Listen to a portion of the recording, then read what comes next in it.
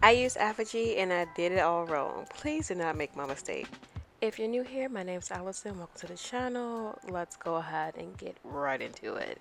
Okay, I've been using ApHogee protein for a couple years and I finally figured out how to use it correctly. This treatment is very powerful, as you can kind of see from the ingredients. Um, I skipped one crucial step back in the day. What I would do is that I wouldn't apply too much of the balancing moisturizer, and that's one thing you definitely should do, as well as do a deep condition as well if you so choose. Default, what happened? My hair was stiff, dry, and literally snapping. Also, don't touch your hair when you're drying your ApHogee two-step treatment. So basically what I did, guys, is that I started this protein treatment on freshly washed hair. You guys seen I had that steamer. That's my personal clothing steamer because I don't have a hair steamer.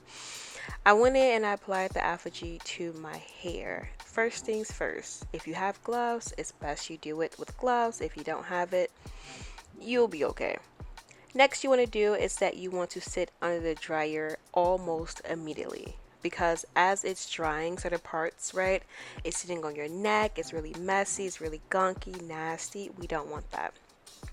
I sat in the dryer for about 20 minutes, 15 to 20 minutes. Just scrolled on my phone, scrolled on Instagram. Once you get from under the dryer, your hair will look something like this. Very eh, eh.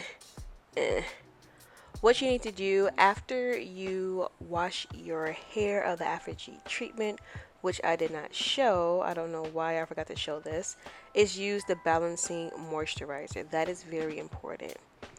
After I used that balancing moisturizer, I literally went in and blow dried my hair straight. As you guys know, I'm a straight natural nowadays.